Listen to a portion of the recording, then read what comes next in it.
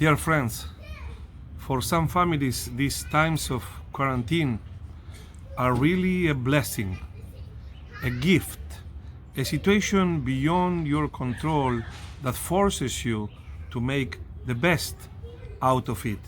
Many people always say, I wish I would have more time to spend with my family.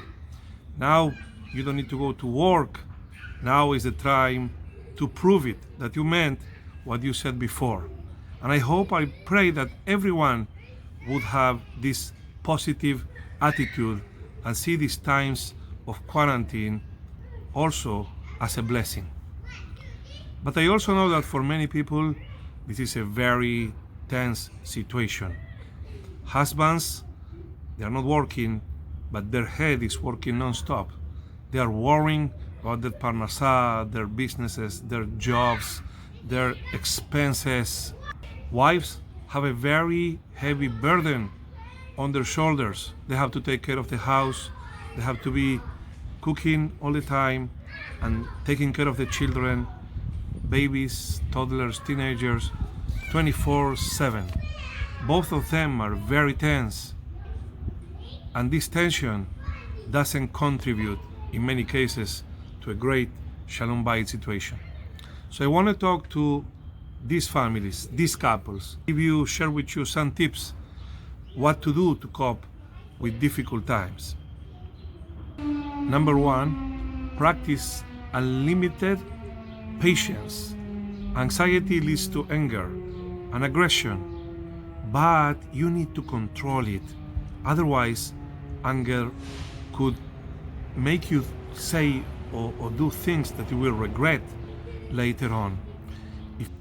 If you are about to lose your patience, re-isolate yourself in a corner of your house, look yourself in a room, count to 10 or to 100, work out, take a shower, do whatever it takes to cool down and to avoid discharging your anger onto your family.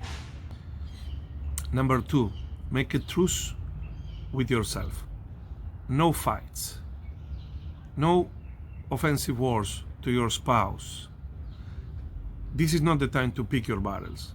This is the time to avoid your battles altogether.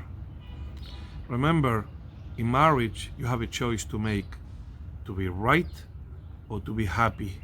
You cannot have both at the same time. And this rule is now more important than ever. Your goal should be to become the influencer of your family, the voice of peace, the voice of reason, the one person that is avoiding conflicts.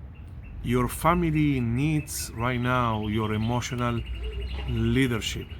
They will remember in the future how you handle yourself, and they will know how to cope with crisis, and they will always appreciate this.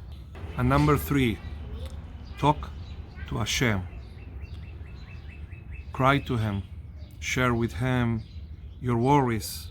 Have emunah that is listening to you in any language that you address Him. Ask Him for refuah shlema to protect you and your loved ones. And ask Him for wisdom to control your anger, for the blessing of extra patience, and for the power to let go. Ask Him also to bless you with birkat, the berachah that we say in birkat kohanim, v'yasem lecha shalom, that Hashem will give you inner peace and that you will be able to inspire your entire family with that peace. I wish for all of you Chag a Pesach kasher v'sameach. Shalom.